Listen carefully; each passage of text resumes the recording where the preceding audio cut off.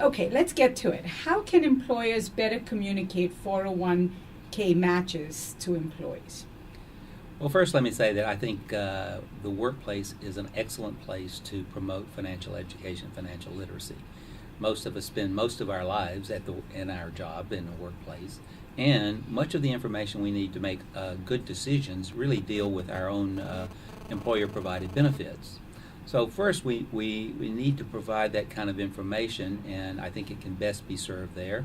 And employers have an interest in their workers being financially literate and making good decisions, both in terms of when to retire, and they want them to go away and have good lives, because that promotes the morale of their existing workers or current workers. So I think that this is the place that if we are going to make a dent in financial literacy, it's the workplace. Now, when we think about particular aspects of 401k plans, first and foremost, we need to know, how do you get people the right information to understand the importance of saving and saving early.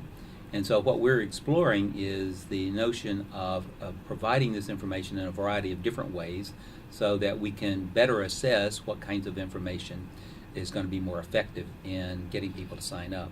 And it's not just the demonstration of the information itself, it's how do you deliver it, for example. So one of our employer partners has just recently switched from face-to-face, old-style orientation programs to having a totally online orientation. You don't really have the classic half-day, all-day orientation program. So what we're going to work with them on is to try to make sure we've got data on people that before they instituted that policy and then after they introduced that policy. And see what, I'm assuming that they're probably giving basically the same information, but they're just delivering it in a different way. So does the mechanism matter? And then secondly, you can think about a lot of different ways of illustrating the importance of saving early and which one works best. And it's unlikely that one method works best for all groups.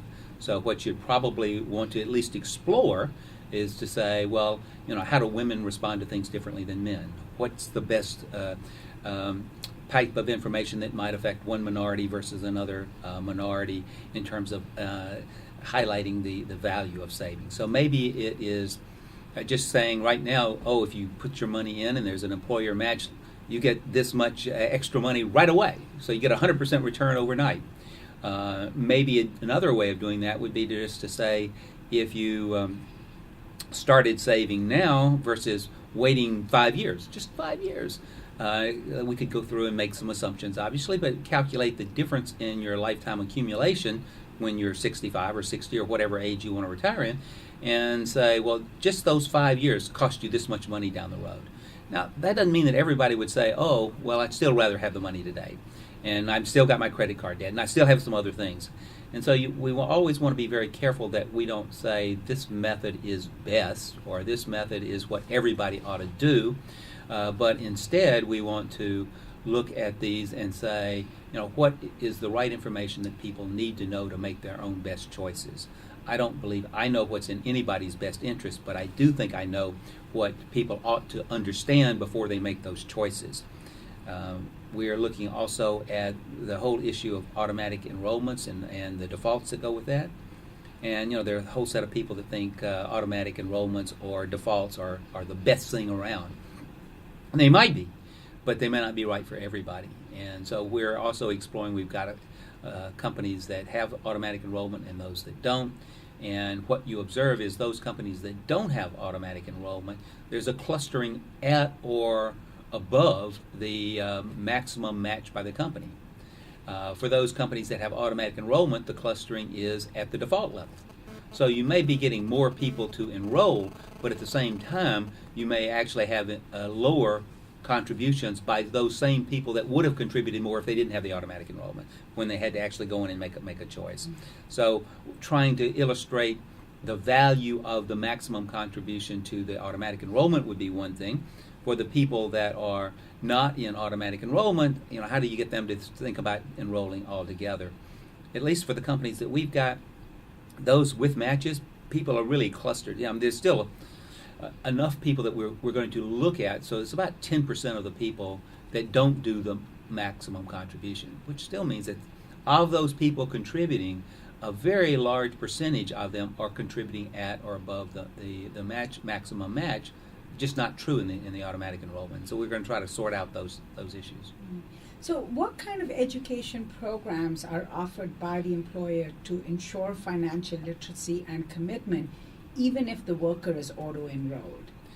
Well, I think this varies across companies, obviously. Certainly, I believe the most important is that first orientation program, and that's where companies spend a lot of time and money, and they look at those programs and they develop it.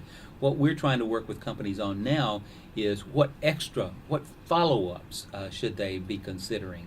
And if they're doing follow-ups, does the timing matter? So if you're going to do one follow-up, how long after the orientation would have the maximum value? How much do follow-ups cost you? Do follow-ups matter whether they come from the HR department of your company or from your 401k provider? My guess is that something coming from your company may have more value than something coming from the 401k provider. But again, that's something that we would like to explore. Who does the follow-up? When does it come? How is it presented?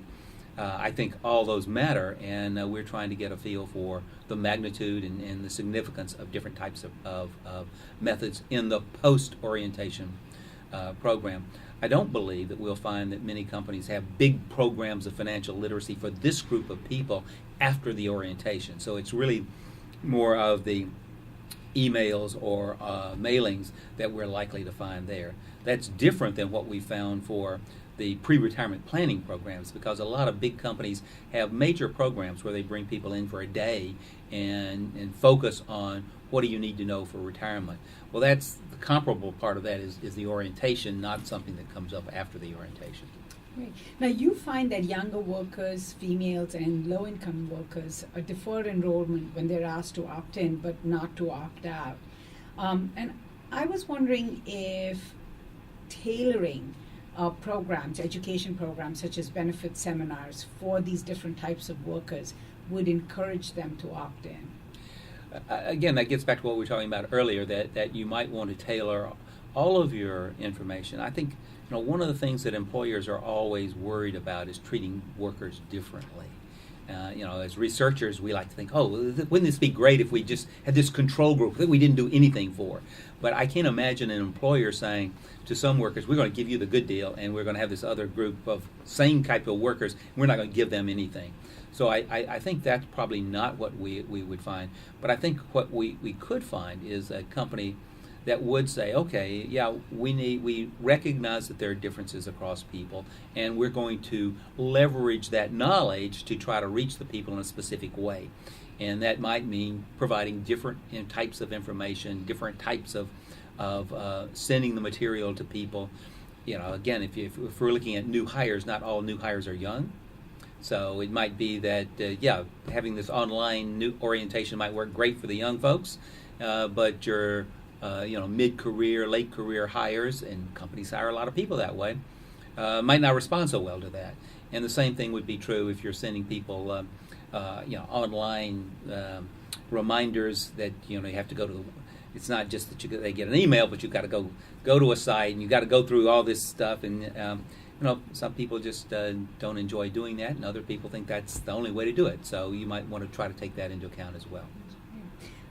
You mentioned that participation rates are lower when employees are automatically enrolled, and especially given this economy, I know there's at least some sense of not wanting to participate as much because of the market uncertainty. Do you feel that participation rates should follow the stock market? I'm not sure anything should follow the stock market. So I guess I have to answer that question no. I mean, certainly, you can contribute to your 401k plan and you don't have to put any money in the stock market. Some of us wish we had been more out of the market at certain periods of time here recently.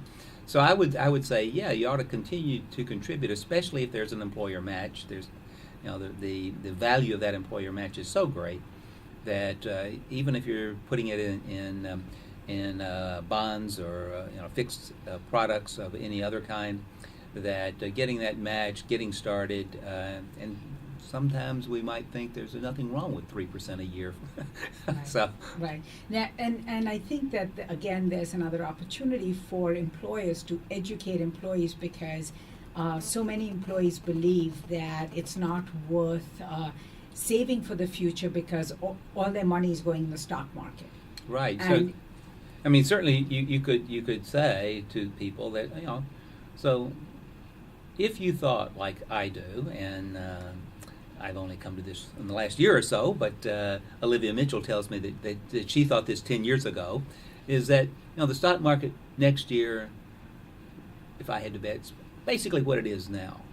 So the rate of return on a fixed asset, if you could, might be just as good as putting the stock market in the short term. So if you're worried about that risk and uncertainty, going ahead and continuing the investment stream, getting the money there, getting the employer match, putting it in a safe investment, and then in a year or two or three, if you're more comfortable with the overall economic climate, then you can move your money into some of those equities and bet on that higher return, but also the risk. well, thank you so much, Bob. Thank you.